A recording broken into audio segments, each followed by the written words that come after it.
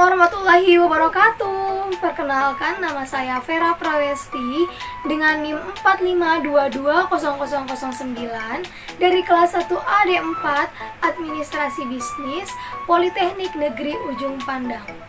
Di sini saya akan membahas materi tentang komunikasi kelompok.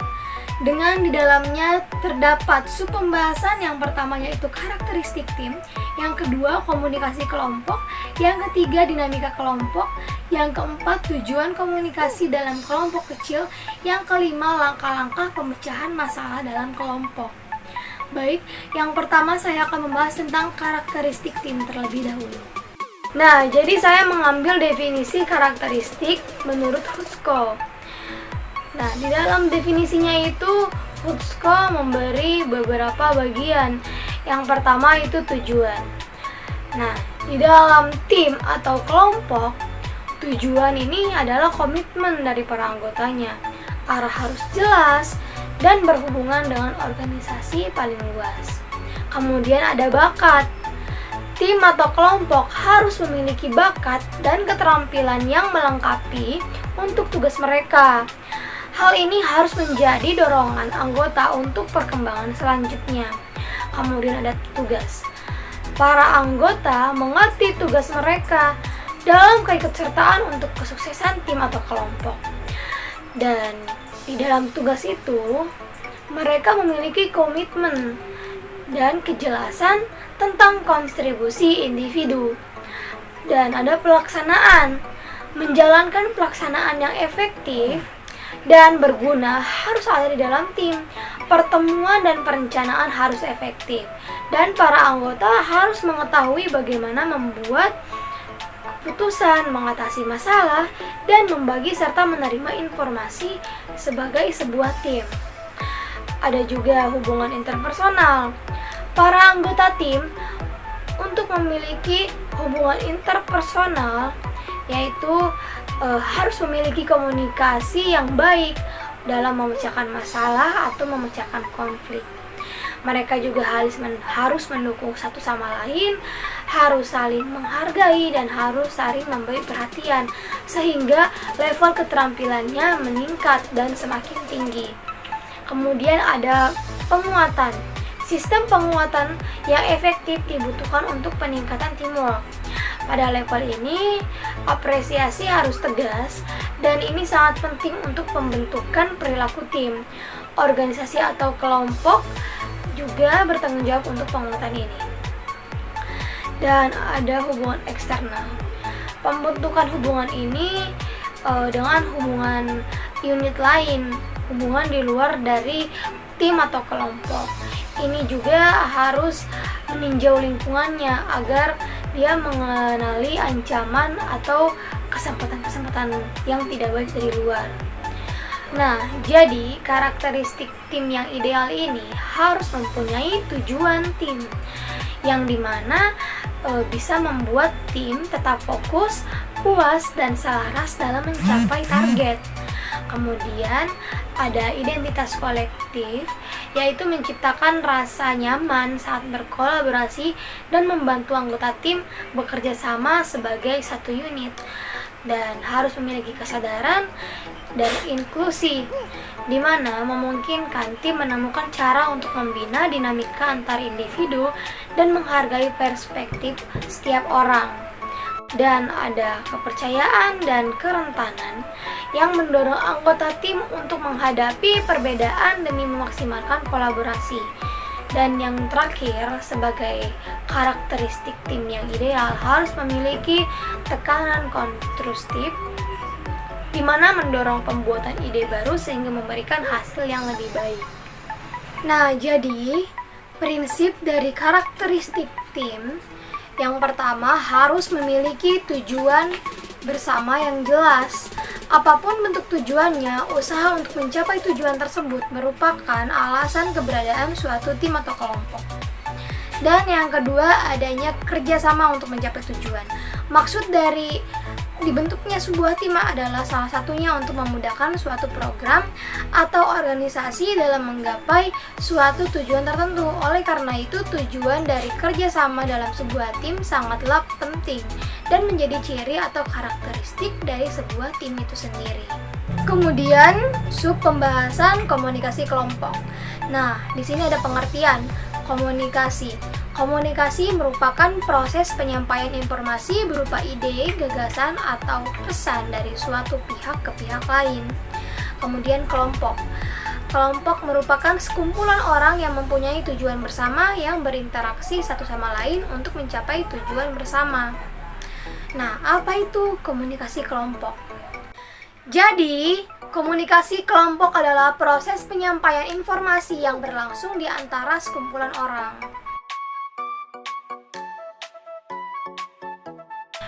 Komunikasi kelompok itu sendiri terbagi atas dua, yaitu komunikasi kelompok kecil dan komunikasi kelompok besar. Yang dimaksud komunikasi kelompok kecil yaitu terjadi ketika 3 orang atau lebih sedang bertatap muka. Biasanya di bawah pengarahan seorang pemimpin untuk mencapai tujuan atau sasaran bersama dan mempengaruhi satu sama lainnya.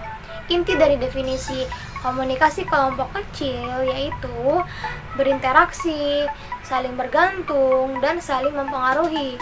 Komunikasi kelompok kecil ialah komunikasi yang ditujukan kepada kognisi, komunikan, dan prosesnya berlangsung secara dialogis. Ciri-ciri komunikasi kelompok kecil yaitu yang pertama, prosesnya berlangsung secara dialogis. Yang kedua, tidak linear, melainkan sirkular. Yang ketiga, umpan balik atau feedback terjadi secara verbal. Yang keempat, komunikan dapat menanggapi uraian komunikator, bisa bertanya jika tidak mengerti dan menyanggah jika tidak setuju. Dan komunikasi kelompok besar ialah kebalikan dari komunikasi kelompok kecil. Komunikasi kelompok besar biasa disebut large atau Marco Group Communication yang ditujukan kepada efeksi komunikan, prosesnya berlangsung secara linear. Ciri berkomunikasi kelompok besar adalah bersifat linear, prosesnya berlangsung linear, satu arah dari satu titik ke titik lainnya, dari satu komunikator ke komunikan, tidak seperti pada komunikasi kelompok kecil yang telah diterangkan tadi sebelumnya, tidak berlangsung secara sirkular dialogis, bertanya jawab. Dan ada juga sifat-sifat komunikasi kelompok. Sifat-sifat komunikasi kelompok. Yang pertama, kelompok berkomunikasi melalui tatap muka. Komunikasi kelompok kecil yang efektif menghendaki Anda untuk berkomunikasi dengan orang lain melalui tatap muka. Interaksi yang berarti dapat berlangsung jika komunikasi melibatkan hal berbicara dan mendengar dalam lingkungan yang umum. Nah, yang kedua, kelompok memiliki sedikit partisipan. Terdapat berbagai macam opini mengenai berapa banyak orang yang dibutuhkan untuk membangun sebuah kelompok kecil. Tetapi umumnya berdasarkan parameter luar adalah 3-12 orang. Sedangkan ukuran sebagian lainnya ditentukan oleh tujuan dari kelompok itu sendiri. Yang ketiga, kelompok berkomunikasi di bawah arahan seorang pemimpin. Kepemimpinan merupakan sebuah dimensi penting dari suatu kelompok. Kelompok-kelompok kerja dapat berfungsi melalui kepemimpinan yang ditunjuk, kepemimpinan yang berdasarkan jabatan atau pangkat, atau kepemimpinan darurat. Kemudian, keempat, kelompok membagi tujuan atau sasaran bersama. Nah, ini juga menjadi sebuah kelompok, para anggota harus membagi tujuan untuk menjadi sebuah tim yang efektif. Sebuah kelompok harus memiliki identitas bersama yang ditunjukkan oleh cita-cita atau tujuan bersama. Dan yang kelima, anggota kelompok memiliki pengaruh atas satu sama lain. Untuk menjadikan orang yang bersama-sama itu sebuah kelompok, setiap anggota harus terbuka terhadap pengaruh bersama setiap orang dalam kelompok itu. Harus ikut serta dalam kegiatan mempengaruhi dan dipengaruhi. Semangat timbal balik ini merupakan hal penting bagi integritas suatu kelompok kecil. Adapun fungsi komunikasi kelompok. Nah, yang pertama yaitu menjalin hubungan sosial antara anggota dan kelompok. Nah, bagaimana individu dalam suatu kelompok bisa berhubungan sosial tanpa komunikasi? Atau sejauh mana suatu kelompok dapat memelihara hubungan sosial di antara anggota dengan anggota ataupun anggota dengan kelompok jika tanpa komunikasi? Yang kedua, fungsi pendidikan. Hal ini berkaitan dengan pertukaran informasi antara anggota. Melalui fungsi ini, kebutuhan anggota akan informasi dapat terpenuhi dan secara tidak langsung kemampuan para anggota di bidangnya masing-masing dapat membawa pengetahuan baru atau justru membawa keuntungan untuk para anggota lainnya ataupun bagi kelompok. Dan yang ketiga, kemampuan persuasi. Fungsi ini sebelumnya dapat menguntungkan atau merugikan pihak yang mempersuasi. Misalnya, seorang anggota yang berusaha mempersuasi anggota kelompok lainnya untuk tidak atau melakukan sesuatu. Jika ia mempersuasi sesuatu yang sejalan dengan kelompok, maka ia akan diterima atau menciptakan iklim yang positif di dalam kelompok. Tapi sebaliknya, jika ia mempersuasi suatu yang bertentangan dengan kelompok, maka akan berpotensi menciptakan konflik dan perpecahan di dalam kelompok. Yang keempat, masalah pemecahan masalah. Nah, ini masalah problem solving. Hal ini berkaitan erat dengan jalan-jalan alternatif dari para anggota untuk memecahkan masalah. Yang kelima, sebagai terapi. Pasti kalian pernah mendengar soal terapi kelompok, bukan? Atau ada yang belum pernah dengar juga? Nah, saya akan menjelaskan. Tapi ini memang berbeda dengan fungsi-fungsi yang lainnya. Karena dalam fungsi kelima ini terfokus pada membantu diri sendiri, bukan membantu kelompok. Di sini para individu yang memiliki masalah yang sama dikumpulkan dan mereka diminta untuk saling terbuka dalam mengungkapkan diri mereka ataupun masalah mereka. Nah, komunikasi kelompok juga memiliki kelebihan dan kekurangan. Untuk kelebihan itu sendiri, yang pertama, keterbukaan antara anggota kelompok untuk memberi informasi dan menerima informasi atau pendapat anggota yang lain. Yang kedua, kemauan anggota kelompok untuk mendahulukan kepentingan kelompoknya dengan menekan kepentingan pribadi demi kepentingan kelompok. Yang ketiga, kemampuan secara emosional dalam mengungkapkan kaidah dan telah disepakati oleh kelompok. Dan kekurangan komunikasi kelompok yaitu terdapat pada kelemahan pada kelompok bisa disebabkan karena waktu penugasan, tempat, atau jarak anggota kelompok yang berjauhan dan dapat mempengaruhi kualitas atau kuantitas pertemuan. Selanjutnya, sub pembahasan dinamika kelompok. Dinamika kelompok merupakan kelompok yang terdiri dari dua atau lebih individu yang mempunyai hubungan psikologis dengan jelas antara anggota satu dengan yang lainnya, serta berlangsung dalam situasi yang dialami. Dinamika kelompok terdiri dari kata dinamika dan kelompok. Kata dinamika berasal dari kata dinamis yang artinya bergerak, dan kata kelompok yang berarti sekumpulan orang yang berkumpul dan berinteraksi serta mempunyai tujuan bersama. Kemudian fungsi-fungsi dinamika kelompok. Fungsi dinamika kelompok itu sendiri yang pertama, membuat kelompok saling bekerja sama dalam hal mengatasi persoalan hidup. Yang kedua, memudahkan pekerjaan. Yang ketiga, memecahkan masalah pekerjaan yang membutuhkan solusi masalah serta mengurangi beban pekerjaan yang terlampau besar hingga selesainya lebih cepat dan efisien terus efektif. Keempat, menciptakan iklim yang demokratis dalam kehidupan bermasyarakat dengan memungkinkan setiap individu memberikan masukan berinteraksi serta mempunyai peran yang sama di dalam masyarakat. Selanjutnya, ciri-ciri dinamika kelompok. Yang pertama, mempunyai motif yang sama antara individu yang satu dengan yang lainnya. Yang kedua, ada akibat-akibat interaksi yang berlainan antara individu satu dengan yang lainnya. Yang ketiga, adanya pembentukan struktur dan penugasan yang jelas. Yang keempat, adanya peneguhan norma pedoman tingkah laku anggota kelompok. Nah, berikut ini video yang saya sertakan tentang dinamika kelompok. Silahkan disimak baik-baik. Nah, ini adalah pekerja.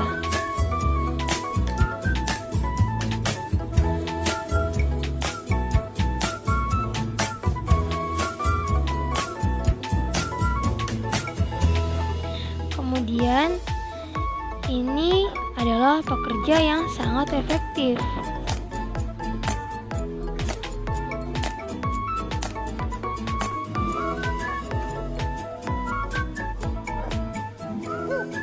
Kemudian yang ketiga ini adalah seorang yang kurang efektif, dia tidak mau bersedia membantu.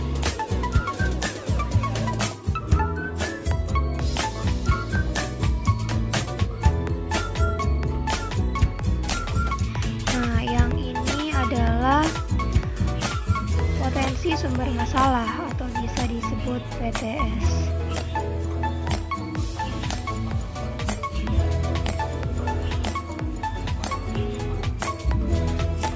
Dan yang ini merupakan pribadi supresif atau SP.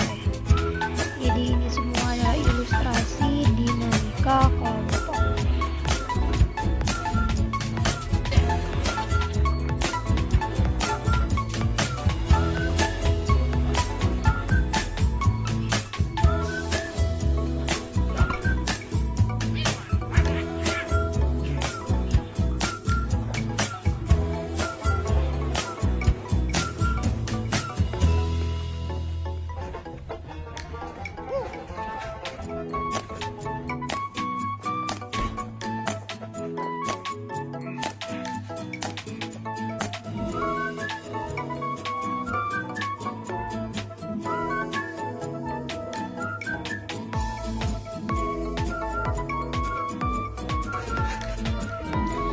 Dan inilah kerjasama yang baik.